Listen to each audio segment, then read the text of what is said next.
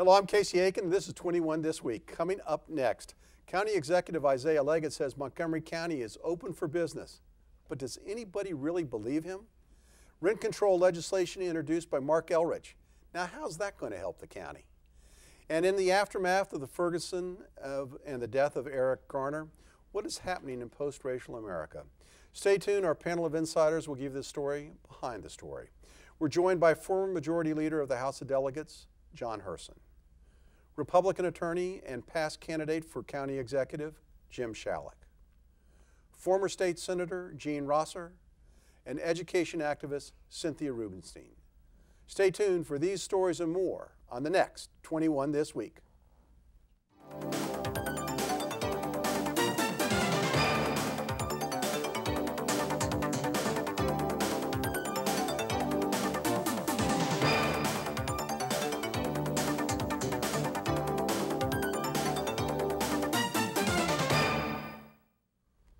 As County Executive Isaiah Leggett begins his third term in office, the county executive has said that Montgomery County is open for business.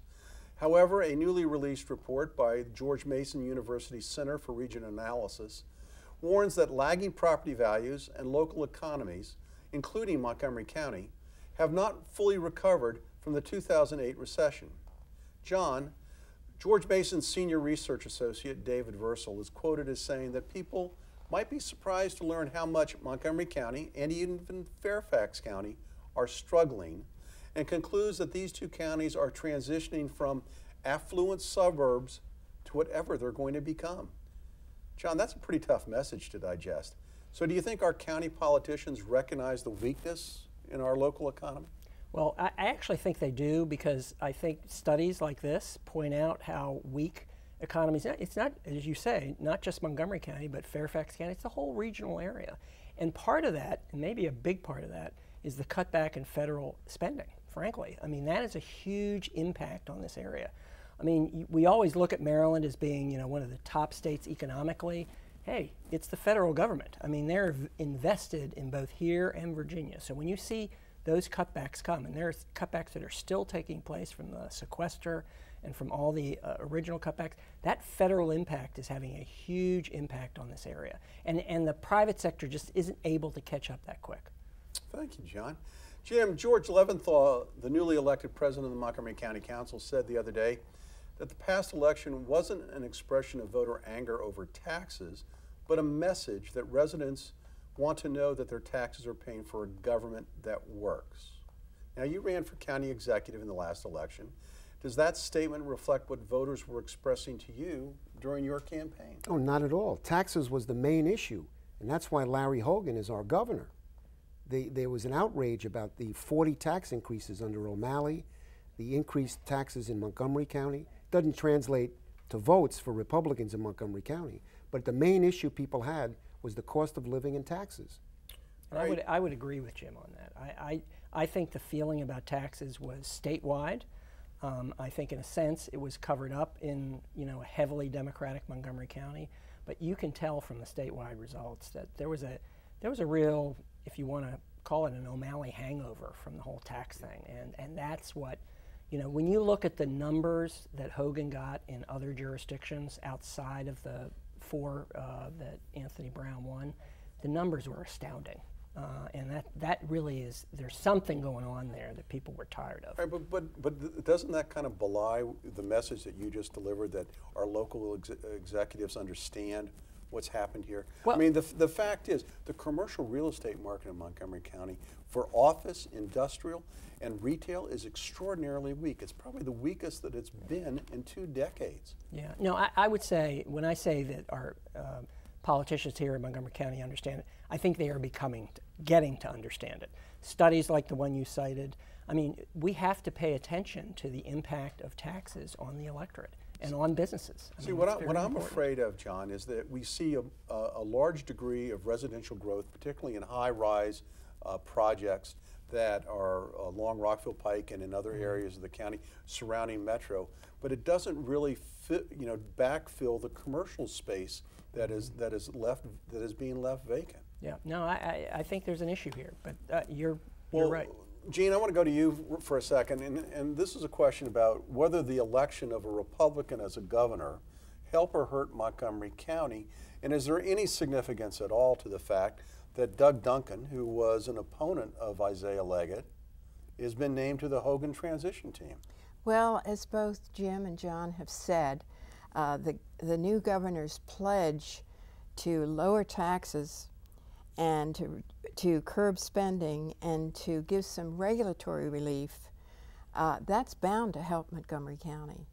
So I think it's looking pretty good for Montgomery County. Well, you know, Casey, Ike, and I congratulate Ike. I did election night, and I want to do it publicly. But the first thing that they're doing at the council, and Ike is doing, is talking about streamlining the processing for businesses to get licenses and things like that. So I think there's an awareness, because of Hogan's election, there's an awareness at the local level, as John said, that this is an issue that people are really concerned about. And Doug Duncan's appointment to the transition committee he's very business friendly. It's both bipartisan and economic move that he made there. I mean, the And challenge. I think we have two different issues here. I think, you know, on the statewide issue, yes, Hogan is committed to wanting to grow because he can't cut taxes unless the economy grows, and he's got to see a growth there. But Jim, I'm sorry, and I know that, you know, I sound like the curmudgeon that I am, but I've heard this lip service about streamlining permitting and improving the business community in Montgomery County for 30 years. And it doesn't seem ever to exist. Cynthia. Well, something you haven't mentioned yet is that the zoning code rewrite has been completed, and that is going to help businesses. And Ike Leggett also, of course, in his inaugural address, has vowed to make 30-day development approvals. So we'll see if that can happen. If that can happen, that will make a big difference. Well, and you know, the good thing about that is Ike was so specific about the 30-day thing. I mean, you know, that's a standard he's set now for himself. Casey, during the election, he needs to meet it. Right, he needs during to the meet election it. and the primaries and the general, he was getting a lot of body shots from Phil, Andrews, and Doug and myself about how Montgomery County is not business friendly. And he's attacking that perception. I mean, there's a perception we're not business friendly, and he's coming right out of the blocks to change that. So I give him credit for that. An interesting observation that I have made about the transition team is that several of the appointees have businesses, like in Montgomery County, people have businesses, but located in Virginia. And I think that's quite telling. You mean they're Montgomery, they're Maryland residents? They're appointed from Montgomery County, at least two have businesses in Virginia, and probably other transition members also. Well, I think also, you know, this all fits into the mix of economic development locally. But you know, there was a big report about and headline about Dulles Airport losing business to National Airport. But the untold story is how much business is going to BWI. And thanks to Southwest. Maybe largely. whoever is doing that. But the fact is, there is development being spurred. But you know, again, we kind of get passed over. I mean, there was another large contractor that announced they're going to add 400 more jobs in Frederick. In Frederick County. So, you know, again, Montgomery County has got a tough job if they hope to attract those businesses here. You know, the baby boomers are going to retire. The 60-year-old guys like me are going to retire sometime in the next 10 years, and all of those houses are going to start becoming vacant. You got to have backfill all these residences. Well, and the population growth in Montgomery County is not coming among the affluent. The population growth is coming through immigration and also higher birth rate of immigrants. So we have a disconnect there. You know, we're expecting that generation to come up and support the aging baby boomers, but we've got to make sure that they're this is where the tax structure making is, good incomes is at issue, because you know, if you're expecting the wealthy to pay those taxes and they start disappearing, then there isn't the middle class and the lower middle class aren't going to be picking up the revenue or bringing in the revenue that the government needs. And not only that, but we have Prince George's, we've got D.C., we've got Virginia, you know, Yeah, all it's very competing competitive. for It's this. really competitive. And Prince George is, in my opinion, is really coming up in the But Casey, world. we're insulated in Montgomery County. We have so many public employees, federal government, state, county. Well, That goes back to my We're first less comment, that goes which back is to they're John's used- They're And cutting And back we're there. going to go on to our next topic in a second, because, you know, John is right. I mean, we can't be reliant on the federal government any longer, because you know, that pool gets spread pretty thin. When we come back from this short break, we're going to take a look and discuss the two high-profile cases decided this past week, which tear at the very fabric of racial harmony. Stay tuned.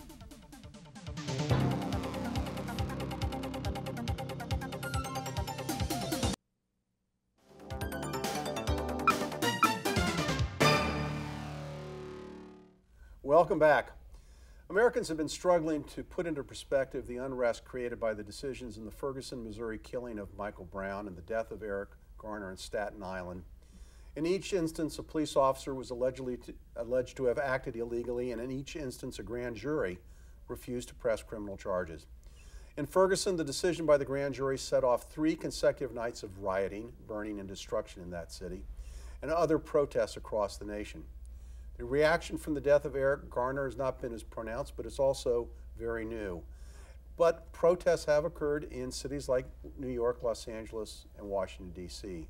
Now, the media and the chattering classes have reacted in a most predictable manner, with liberals decrying the latent racism in America and conservative reflexively in support of law enforcement. But the complexity of issues laid bare by these two cases are many, and they threaten to overwhelm the facts in each of these cases. Is America still a racist country?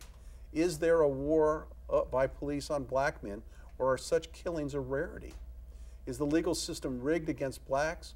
And alternatively, is the black community too tolerant of absentee fathers, poor education, and urban crime?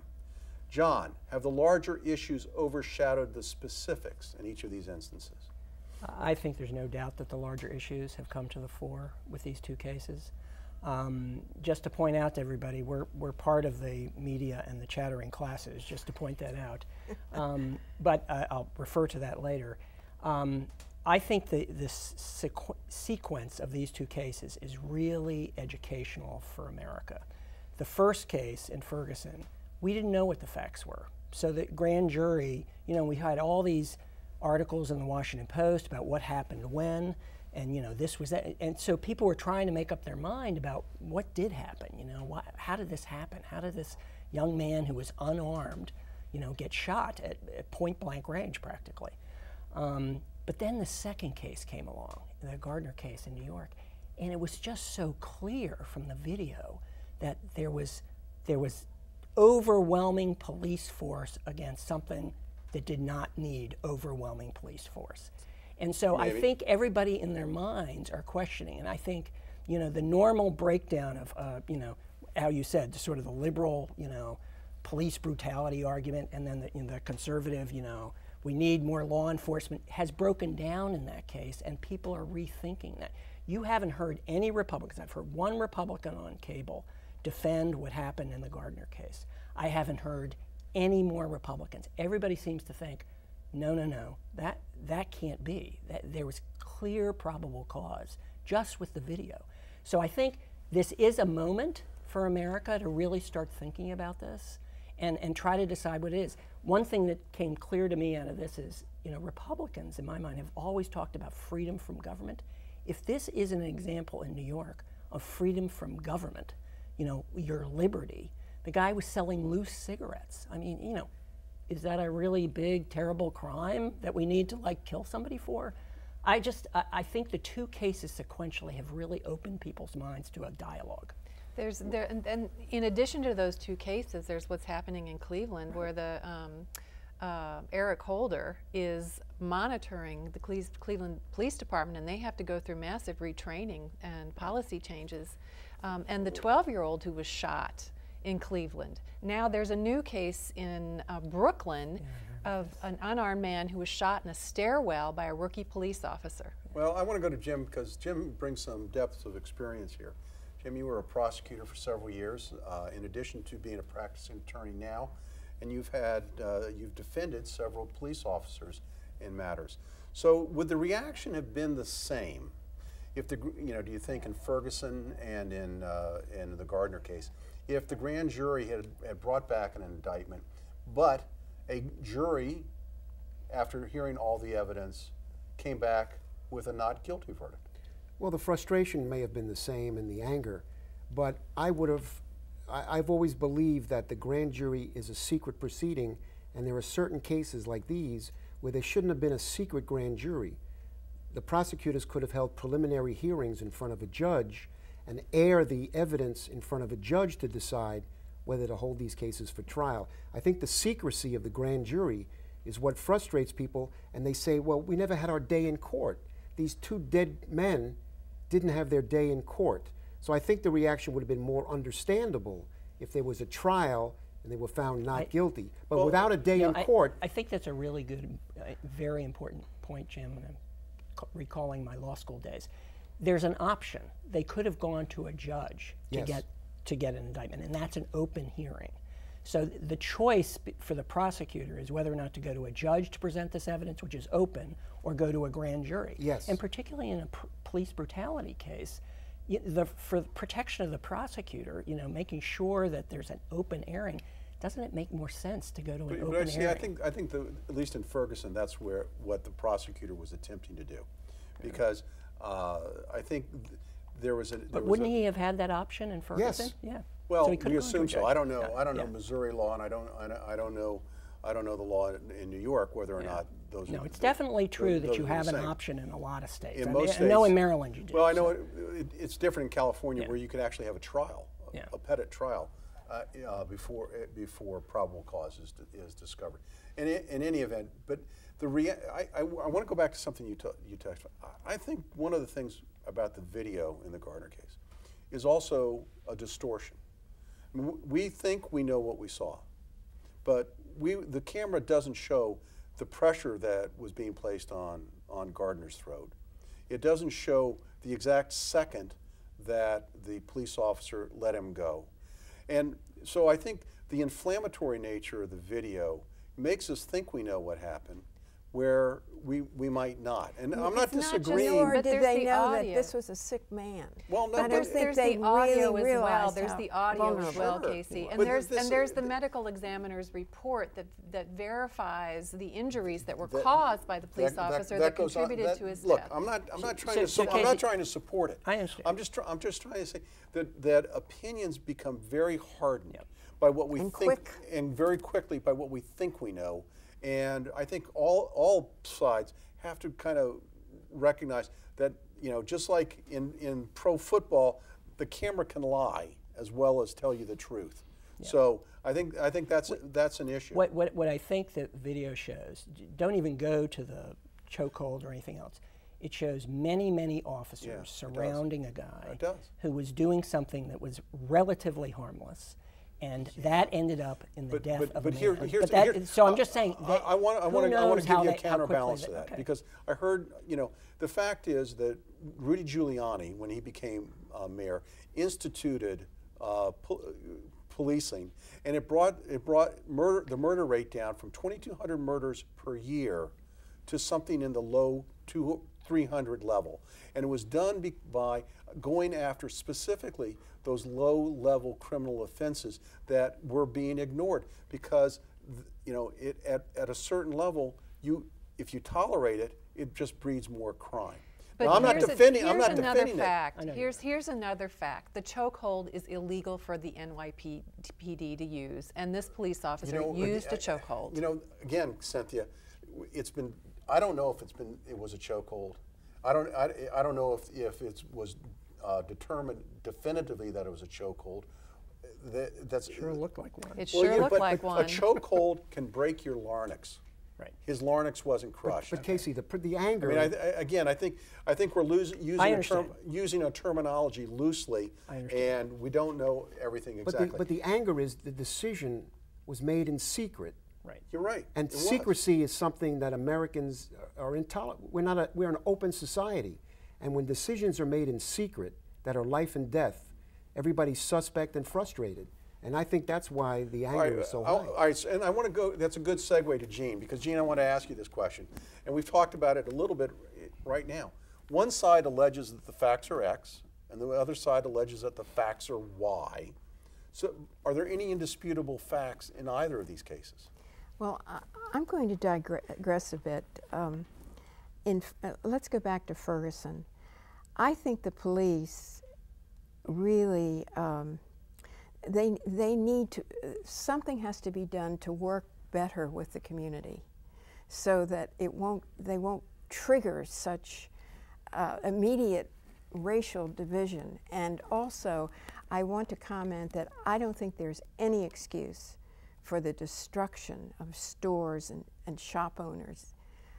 To go to that extent of violence, I think is, I think that is really, really unforgivable. We have 1 minute left, and I think your points are very important, because the makeup of the Ferguson police was a problem. And also, and it is a problem. And it was a problem, as we've seen locally in Prince George's County, and even here in Montgomery County. But I do think it's great that the DC police has had positive reviews of its treatment, of its handling of what's been going on in DC, which is building up. They seem to have the right mix of citizens and police, and maybe that could be a model for Ferguson and other areas. You know, Jim, I hate doing this because we're having a great discussion. We could go on another hour, but we're out of time.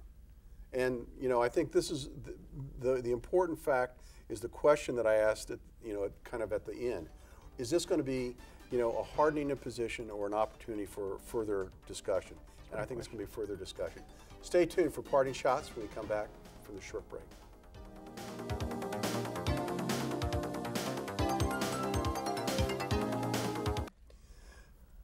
Now with parting shots, Cynthia Rubenstein. Okay. Kudos go out tonight to Ann Kaiser, who has just been tapped by Mike Bush to be leader of the Democrats in the House. She is a smart, principled, does her homework, workhorse, highly capable. She's going to do wonderful work. A good successor to John. Yes. A good successor to John. Well, Jean, now it's your parting shot. So you can expand I want to on talk about the transition team a little bit, the Hogan transition team. It is, I think he's done wisely. He's got the pros, the old-timers, and he's got new people both. He's got diversity, and he has bipartisanship. So I think he's got a very talented team, and I think they'll make some very good appointments and decisions. Thank you, Jean.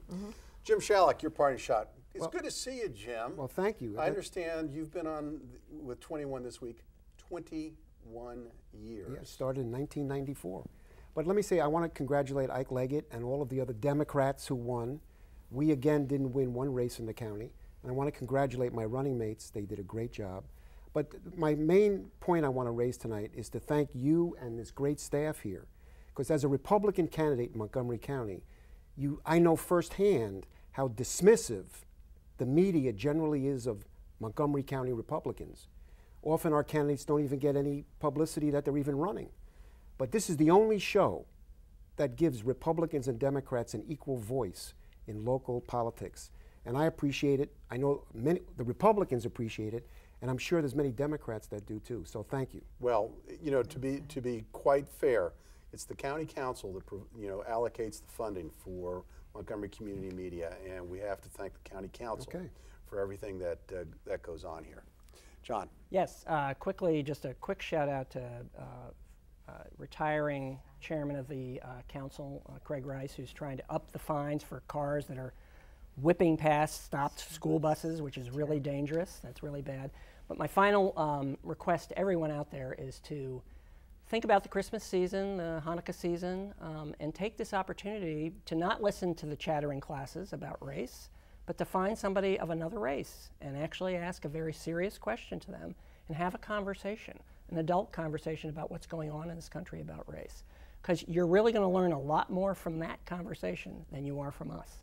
about the races. So please do that during this holiday season. Thank you, John, and thank you, everybody. I want to say one quick word about the passing of Marion Barry. It was a milestone in the history of our region when Marion Barry was elected, and whether you liked him or you hated him, you had to admire the democratic process that brought in the election of a black man for Washington, D.C. Because for those of you who don't remember, when I was growing up, it was a board of supervisors that was appointed by the president and confirmed by the Senate. So even though it may seem like Washington doesn't have any representation, it did, and Marion Barry should be remembered for all of that. Thank you, panel, for being here tonight. Thank you, viewers, for tuning in and watching Montgomery County's hardest-hitting political talk show. And remember, you can like us on Facebook. Nobody likes us on Facebook, so like us on Facebook. Follow us on Twitter. I tweet about every century. And you can watch us on YouTube. For 21 This Week, I'm Casey Aiken.